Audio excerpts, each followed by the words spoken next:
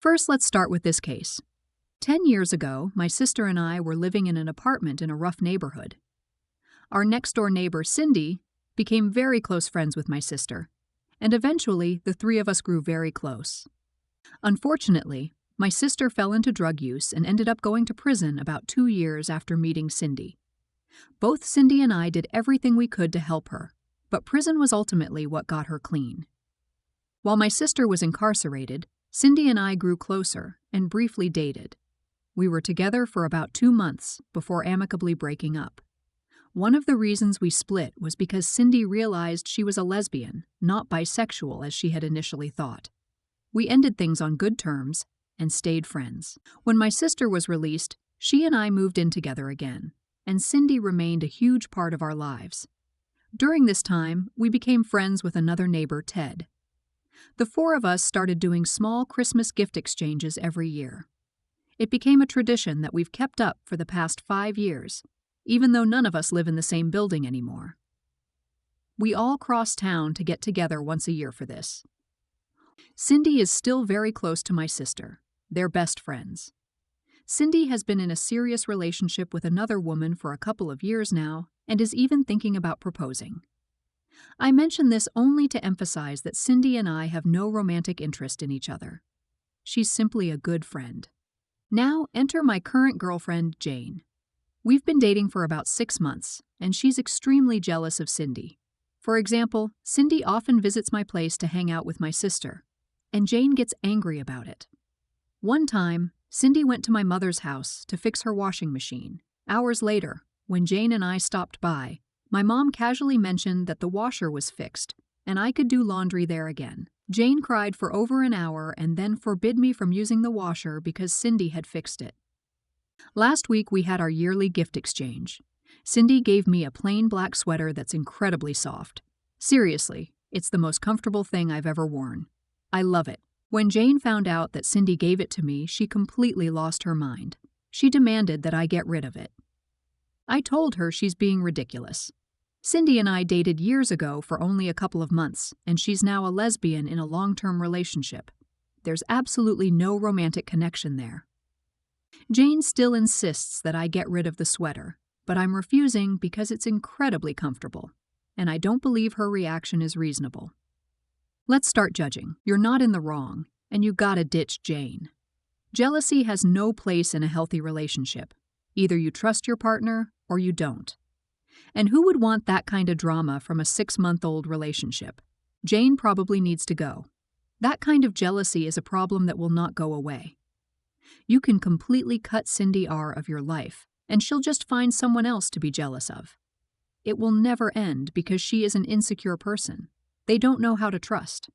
As everybody's saying, Jane needs to sort herself out.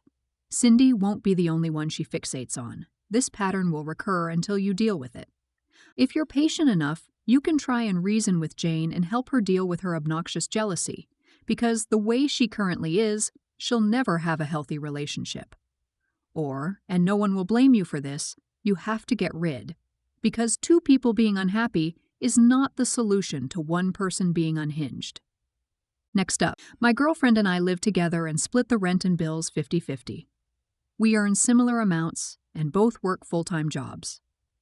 In the past, my girlfriend has struggled with work-related anxiety, which led to frequent periods of sick leave and her needing to change jobs often. However, she's now in a job she's wanted for years and is happy so far. Alongside her job, she's also completing a university course that's required for her role, which will finish next year. Recently, she mentioned that after she qualifies and doesn't have to worry about university, she might ask to go part-time and work only 3 days a week to reduce the risk of her work-related anxiety returning.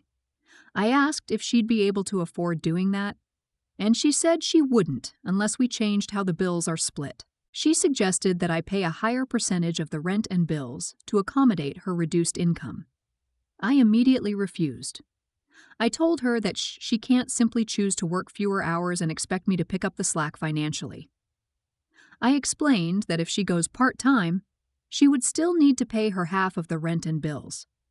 She said she wouldn't be able to afford it, and I replied that in that case, she couldn't afford to go part-time.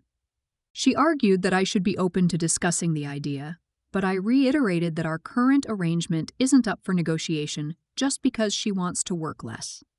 She said I was being unfair, and that her decision would be about maintaining her mental health to avoid ending up off work sick again. I told her that while she's free to go part-time if she wants, she would still be responsible for her half of the expenses. She called me uncaring and said I should want to support her. Let's start judging. You're not in the wrong. She doesn't want to work full-time. Work might give her stress. Doesn't that apply to most working adults? She's only your girlfriend, and she's already looking for you to financially subsidize her while she has all options open to her, enabled by your safety net. Of course, you working full-time to pay for this means no such options or freedom for you. No optimizing and balancing of your life satisfaction and stress levels. In one way, it's a good thing this came up early. You get to see her mindset. I doubt it would change, only intensify. So she got a job she likes and wants, but wants to work less. That doesn't make sense. This is not a unilateral decision on her part, if she's living with someone who is affected by her choices. You guys can discuss it and see if there's a compromise to be made. She does more chores around the house or whatever since she's not working, but it has to be a team discussion and decision. You don't get to tell your partner he has to be paid more because she doesn't want to work. I think we all appreciate mental health and self-care is important, but not at the expense of another person. You're not in the wrong. You're not in the wrong. What if you decided that you wanted to work and earn less and told her that you expect her to pay more? I am sorry she has anxiety issues, truly, but that is adulting and we do what we have to. Work anxiety is her reasoning?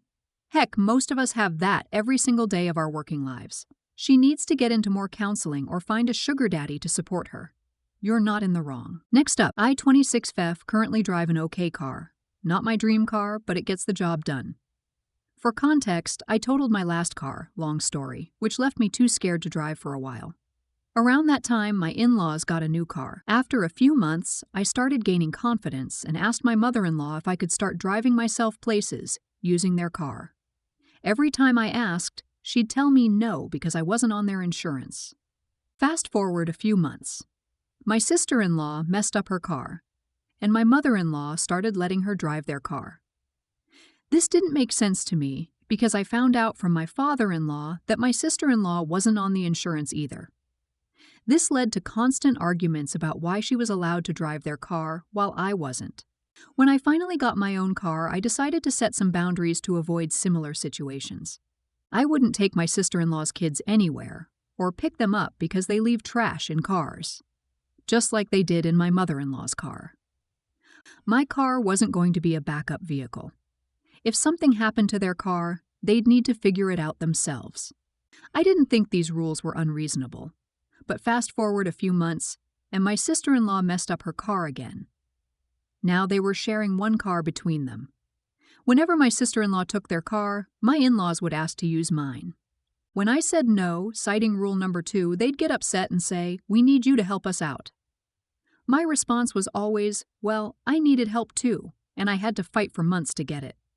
Yet I'd cave and let them use my car because frankly, I struggle with standing my ground. Things escalated when my husband had to confront his dad after he thought it was okay to use my car to pick up one of the kids from school, despite only asking to take it to the store. He knew I wasn't okay with that, but he did it anyway. After my car came back from the shop following an incident that left me spending way too much money on Lyft to get to work, my mother-in-law started stressing about how she'd get to work because my father-in-law also needed their car. I told her, "You know Uber and Lyft are a thing, right? You didn't offer to take me to work when I was struggling, so..." Naturally, she got mad, and as usual, I caved. Now my father-in-law has somehow messed up their car again, and mine is the only working vehicle. They're already hinting at needing it. This time, I really want to stand firm and say no for several reasons. They let me struggle for years when I didn't have a car, wouldn't let me drive theirs, and continuously prioritized helping my sister-in-law, who has totaled multiple cars. They've had plenty of time to get a second car for situations like this, instead of assuming I'd let them use mine. It feels like they expect me to always say yes, no matter what, and I'm tired of being taken advantage of. Am I wrong for wanting to stick to my boundaries this time? Let's start judging. Let me get this straight. So you have car problems and your family won't help you. Yet your family has car problems, they expect you to help them, and you do. Where's your spine? You're not in the wrong. But do you live with these people? If not, why are you even answering their calls? And if you do live with them, work more and get out of the house so that 1, you have more money saved up to move out, and 2, you're not home for them to use your car. You're not in the wrong for not letting people use your car. If you all live together, you could share the costs of having a pool car to share. But seems to me like you're all in each other's pockets a little too much, and you are heading for a falling out. Next up, I, 25 mem, love my mom 56 a lot. She's a very sweet lady who showers me with love, sometimes too much. However, I have a pet peeve with her that's been frustrating me for years.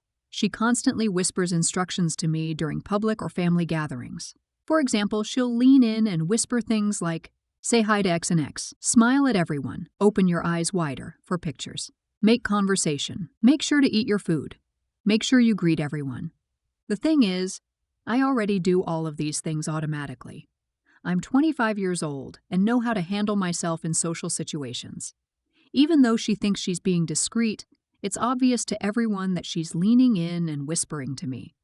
It feels infantilizing and unnecessary. I've told her multiple times to stop, and she always laughs it off, saying she'll try, but she keeps doing it. Recently, I hit my limit and blew up at her. I told her how frustrating it is for her to keep treating me like I don't know basic social etiquette, especially when I've already done the things she's whispering about. Her behavior makes me feel like I look incompetent to others, like I'm someone who can't function unless my mom tells me what to do. I told her to stop because it's bringing down my mood and embarrassing me. But now I'm wondering if I went too far by getting so upset. Let's start judging. You're not in the wrong. She has been doing it in public, so you addressed it in public. This sounds annoying as hell, and you said you have politely asked her to stop before. She kept doing, and then got what was coming. You're not in the wrong, get in first. Mum, remember to say hello to everyone and ask how they are.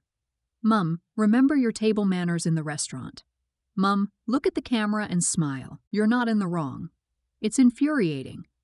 My youngest sister does this to me all the time. I'm in my 50s. It suggests that your mother thinks you're incompetent. I would address it before an event. Tell her that you're walking away from her the first minute she does it. Ask her if she's worried about you not knowing how to behave in public.